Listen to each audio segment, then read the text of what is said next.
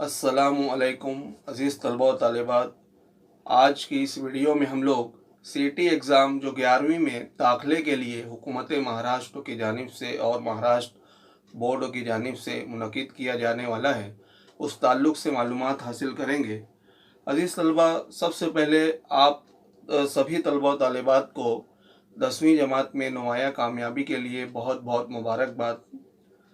पिछले साल कोरोना की वबाई सूरत हाल की वजह से स्कूलें बंद थी, लेकिन हमारे तमाम ही असातिज़े किराम ने जितनी मेहनत व लगन से आपको ऑनलाइन आपका तालीमी सिलसिला जारी रखा और आपने भी उसी तरह बहुत मेहनत की और आप इस कामयाबी के हकदार हैं। तो अज़ीज़ तलबा, क्योंकि बोर्डों के पर्चे इस साल नहीं हो सके और आपके जो इंटरनल मार्क्स और दीगर जो कुछ एग्ज़ाम हुए उस बुनियाद पर आपका रिज़ल्ट तैयार हुआ है। अब 11वीं जमात में दाखिले के लिए बोर्ड ने सीईटी एग्ज़ाम एक 100 मार्क्स का पर्चा तय किया है और उस पर्चे के ताल्लुक़ से बहुत पहले ही एक जीआर गवर्नमेंट की जानिब से जारी हो चुका था, लेकिन सूरत हाल वाज़े नहीं थी कि एग्ज़ाम कब होगा और एग्ज़ाम का तरीक़ाकार कैसा रहेगा, ऑनलाइन होगा या ऑफ़लाइन होगा। तो इस आज बोर्ड ने अपनी जो ऑफिशियल वेबसाइट है उस पर एक परिपत्रक के ज़रिए, एक हुक्मनामे के ज़रिए बहुत ही वाज़े और तमाम ही मतलब इत्ला और हिदायत और शराइत वग़ैरह इस एग्ज़ाम की जो है उसको वाज़े कर दिया है। तो आज की इस वीडियो में हम लोग यही जानेंगे। तो सबसे पहले हम लोग देखते हैं कि फॉर्म किस तरह भरना है। तो सभी तलबा व तालिबात को आप 20 जुलाई से 26 जुलाई के दरमियान ऑनलाइन फॉर्म भरना है और ये जो स्क्रीन पर आपको वेबसाइट नज़र आ रही है, ये बोर्ड की ऑफिशियल वेबसाइट है। इस वेबसाइट पर आप लोगों को फॉर्म भरना है और फॉर्म भरते वक्त किन बातों का ख्याल रखना है। तो इसमें सबसे पहले आपको जब कल सुबह 11:30 बजे 20 जुलाई को जब ये वेबसाइट शुरू होगी तो आप लोगों को आप इसे मोबाइल से भी भर सकते हैं, कोई साइबर कैफ़े वहाँ पर भी भर सकते हैं, या फिर आप किसी फॉर्म भरने का जो मरकज़ है वहाँ से भी फॉर्म भर सकते हैं।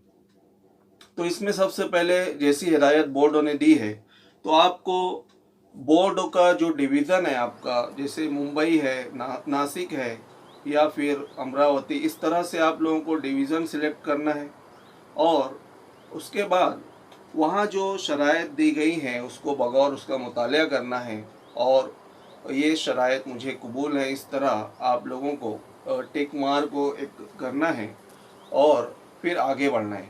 उसके बाद जब आप अपना अभी जो हालिया सीट नंबर आपको स्कूल की जानिब से फराहम किया गया था, तो सीट नंबर जब आप वहाँ लिखते हैं, इंटर करते हैं और मदर्स नेम, वालिदा का नाम, जैसा आपने अभी ऑनलाइन जो रिज़ल्ट लगा था उस वक्त तो सीट नंबर और मदर्स नेम आपने लिखा था।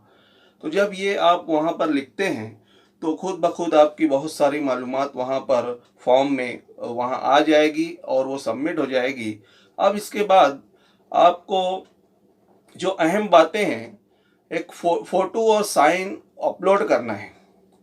तो फ़ोटो और साइन स्कैन करके, और अक्सर ये होता है कि जो मुकाबला जाती इम्तिहानात और दीगर इम्तिहानात होते हैं उसमें जब आपका 10वीं का बोर्ड का फॉर्म भी भरा जाता है तो फ़ोटो और साइन जब स्कैन करके अपलोड की जाती है तो वहाँ पर उसकी जो साइज़ होती है उसकी कुछ कैद होती है, जैसे कि फ़ोटो कुछ 20 केबी में हो और जो सिग्नेचर है वो 10 केबी के अंदर हो।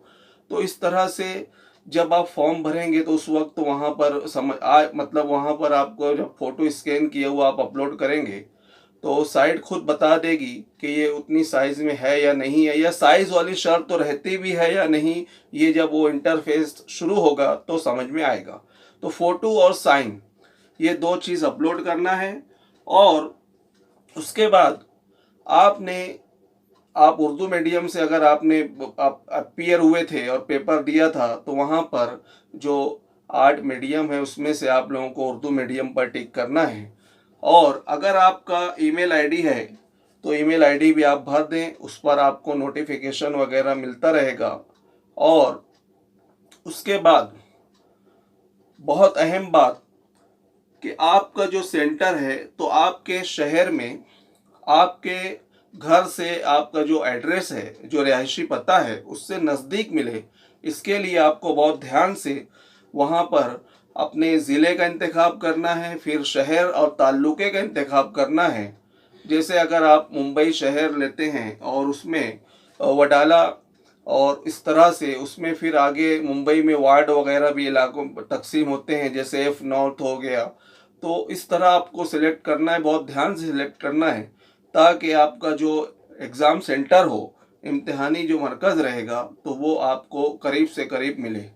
और बोर्ड ने हिदायत में साफ तौर से लिखा है कि बच्चों की तादाद को देखते हुए बोर्ड के जो मंजूर शुदा जो सेंटर्स रहेंगे, हाई स्कूलें और जूनियर कॉलेजेस, तो उन्हीं में से आपको एक सेंटर आपके शहर में दिया जाएगा। अब जब ये मुकम्मल फॉर्म आप भर देते हैं और उसको फाइनल सबमिट करते हैं, तो उसके बाद आपको प्रिंट का ऑप्शन दिया जाएगा। तो इस फॉर्म को प्रिंट करके आपको अपने पास संभाल कर रखना है, ऐसी हिदायत बोर्डों ने दी है। अब इसके बाद पर्चे का जो तरीक़ाकार क्या है, पर्चा ऑफलाइन होगा और फॉर्म आप लोग भरने वाले हैं 20 जुलाई से 26 जुलाई तक। और आपका जो ये पेपर है, ये 2 घंटे का पेपर 21 अगस्त को होगा। और उसका जो वक्त रहेगा वो 11 बजे से 1 बजे तक रहेगा। और पूरे महाराष्ट्र में एक ही वक्त में तमाम तलबा का पेपर लिया जाने वाला है। अब इसमें फीस के ताल्लुक से कुछ जान लेते हैं हम लोग कि जो इस साल 10वीं में जो बच्चे थे, जो रेगुलर जो बच्चे थे, जो 2020-21 में जिनका मार्च 21 में पेपर होने वाला था, लेकिन कोरोना की वजह से वो पेपर आगे बढ़ा, अप्रैल मई में फिर होने वाला था, आखिर वो मुलतवी हो गया, कैंसल हो गया।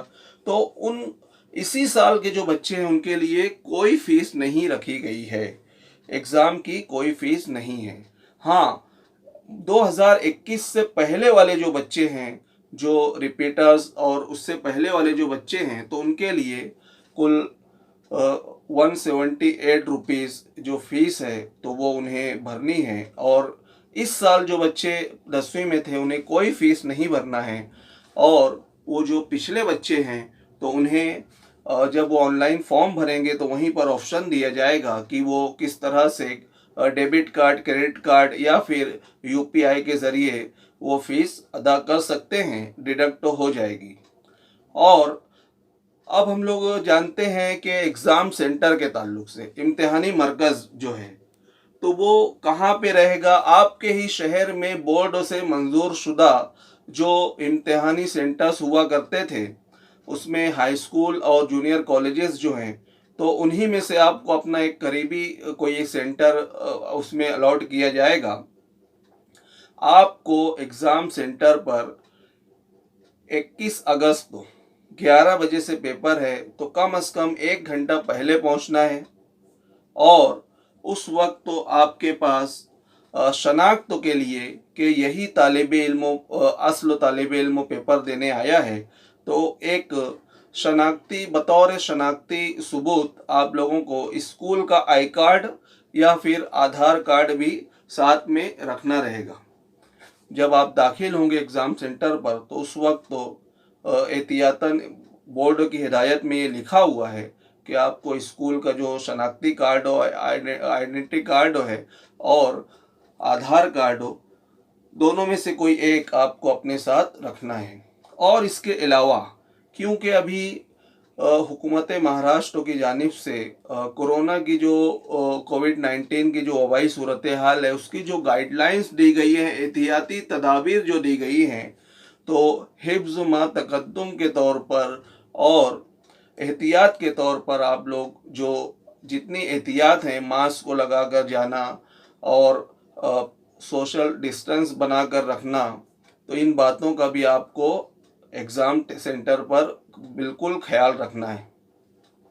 अब इसके बाद हॉल टिकट के ताल्लुक से, जैसे बोर्डों का आपका हॉल टिकट आता है हमेशा, तो यहाँ बोर्ड जब आप लोग अभी फॉर्म भर देते हैं 26 तारीख को, उसके बाद किसी तारीख को बोर्ड की ऑफिशियल वेबसाइट आप लोग मुसलसल देखते रहिए और वहीं पर ऑफिशियल वेबसाइट पर ऑनलाइन तरीके से बोर्ड की वेबसाइट पर हॉल टिकट जो है अपलोड किया जाएगा और वहीं से आपको खुद प्रिंट निकालना है उसकी हॉल टिकट की, और एग्ज़ाम देते वक्त हॉल टिकट लाजमी तौर पर अपने साथ ले जाना है और स्कूल आईडी या आधार कार्डों में से कोई एक चीज़ भी अपने साथ रखना है। अब एग्ज़ाम सेंटर पर आप पहुंच गए, अब वहां पर जवाब लिखने का तरीक़ाकार क्या रहेगा, किस तरह से आप लोगों को जवाबात लिखने हैं। तो ये आपको एक OMR शीट इस तरह की, जैसे आपको स्क्रीन पर नज़र आ रही है, ये दी जाएगी जवाबात के लिए। और क्योंकि इसमें 100 सवालात और 100 मार्क्स का पर्चा है और कसीर जो मुतबादिल जो सवालात होते हैं, मारूजी सवालात जो होते हैं, तो उस तरह के सवाल जिसे मल्टीपल चॉइस क्वेश्चंस कहा जाता है, तो ऐसे सवालात पूछे जाएंगे और इस OMR शीट पर आप लोगों को दायरों को भरना है। और याद रहे कि आप ब्लू या ब्लैक, नीली या काली जो पेन है, दोनों में से किसी एक पेन से ही पूरे जवाबी जो OMR शीट है उसको ध्यान से भरें। और अजीज तलबा, ये जो OMR शीट होती है तो ये कंप्यूटर के ज़रिए चेक होती है, इसलिए इसको आप लोगों को मोड़ना नहीं है और बिल्कुल सीधी रखना है, एहतियात से रखना है उसको। और इस तरह से जैसे दो आप फोल्ड कर लेते हैं, मोड़ देते हैं, तो बिल्कुल वैसा नहीं करना है, बहुत ध्यान से रखना है, सीधा पर्चा रखना है। और जो दायरे भरते वक्त खास तौर से आप लोग ध्यान दें कि दायरे पूरा दायरा भरें और दायरे के बाहर ना जाए और दायरे के अंदर खाली ना रहे, इस तरह से आप लोगों को भरना है। और वक्त का भी ख्याल रखना है, ऐसा ना हो कि दायरे भरते वक्त आप लोग बहुत ज़्यादा वक्त और आपका पेपर अधूरा रह जाए।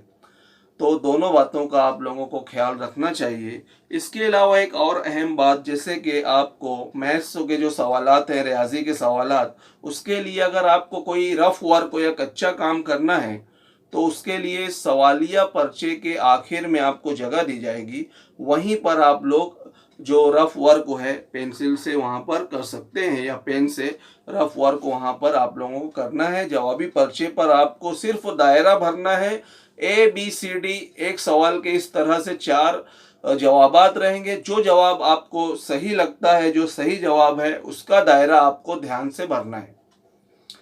और अब ये तो पेपर हो गया।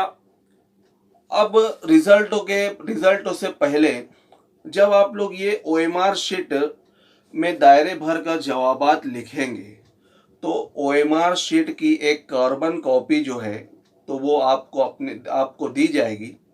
और जब वो कॉपी पर वो आपके पास रहेगा कि आपने कौन से सवाल का कौन सा जवाब लिखा है, उसके बाद बोर्ड की ऑफिशियल वेबसाइट पर आंसर की यानी जवाबात अपलोड किए जाएंगे और वो जवाबात से आप अपने जवाबात जो हैं वो उसको टैली करके और मिलाकर देख सकते हैं।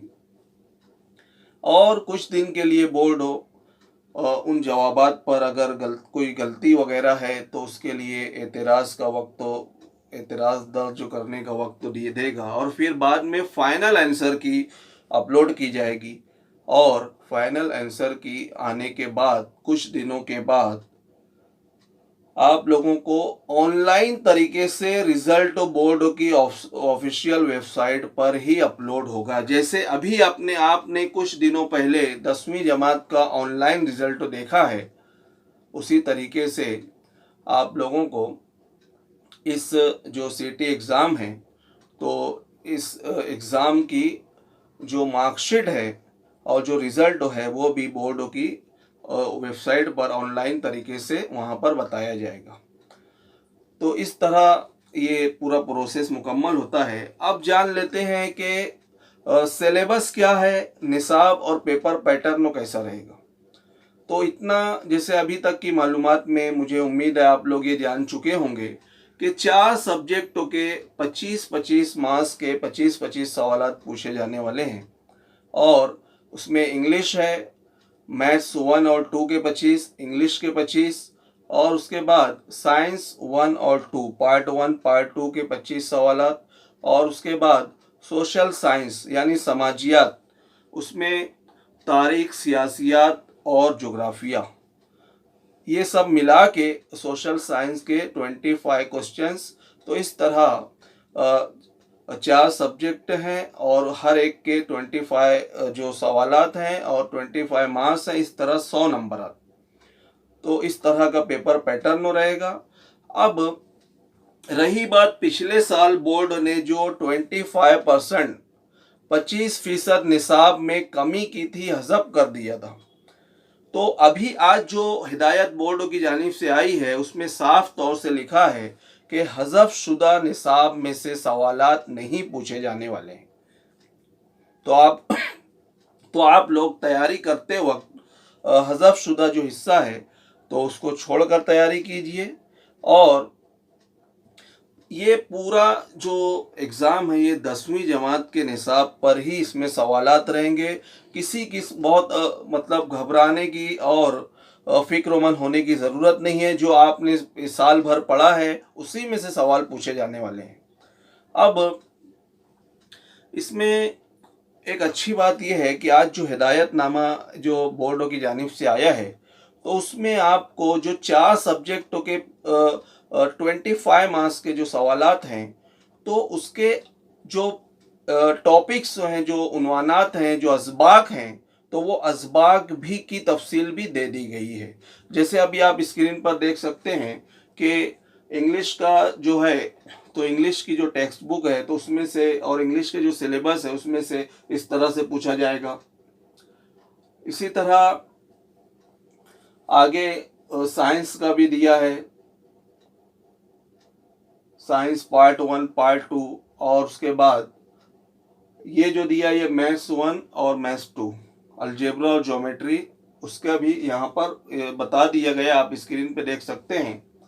और आखिर में जो जोग्राफिया, तारीख और जोग्राफिया समाजियात है, सोशल साइंस है, तो उसके भी असबाक यहाँ दिए गए हैं, आप लोग देख सकते हैं। जोग्राफिया में भी 5 जो असबाक हैं वो भी यहाँ वाज़े तौर पर बता दिया गया है। तो इस तरह अभी आपके सामने पूरा पेपर पैटर्न है, निसाब है, फॉर्म कैसे भरना है, रिजल्ट कब आएगा, जवाब लिखने का तरीका क्या है। उम्मीद है आपको इस वीडियो में सब समझ में आ गया होगा। और इसके बाद भी अगर फॉर्म भरने में आपको कोई तकलीफ़ है, कोई परेशानी है, तो आप अपने असातिज़ा से रब्ता करें, कोई गलती ना करें। और एक बात का ख्याल रहे कि ये जो सीटी जो एग्ज़ाम होने जा रहा है तो ये एग्ज़ाम हर तालिब इल्मों को देना लाजमी नहीं है, बल्कि जो ये एग्ज़ाम नहीं देगा उसको भी 11वीं में एडमिशन मिलेगा। लेकिन जो बच्चे एग्ज़ाम देते हैं और अच्छी मार्क्स लेते हैं, पहले उनको अच्छे अच्छे कॉलेजेस में जगह मिल जाएगी, इसलिए ये एग्ज़ाम देना ज़रूरी है। और जो एग्ज़ाम नहीं देते हैं, ऐसा नहीं है कि उनका 11th में 11वीं में एडमिशन नहीं होगा, बल्कि जो सीटी एग्ज़ाम देने के बाद जो बच्चों ने दिया है पहले उनको प्रेफरेंस, उनको तरजीह दी जाएगी। और उसके बाद फिर जो एग्ज़ाम नहीं देने वाले बच्चे हैं तो बची हुई जो सीट है जो वहाँ पर, उस पर उन लोगों को एडमिशन मिलेगा। तो इसलिए बेहतर ये है कि हम ये एग्ज़ाम जो वो दे दें, क्योंकि कोई फ़ीस वगैरह भी नहीं है, जो रेगुलर तलबा है उनके लिए। और तैयारी का भी मौका है। आज 19 जुलाई है और 21 अगस्त को ये पेपर होने वाला है। तो आप लोगों को इस पेपर के लिए नेक ख्वाहिशात। इंशाअल्लाह हम अगले किसी वीडियो में किसी और मौजू के साथ हमारी मुलाकात होगी। खुदा हाफ़िज़।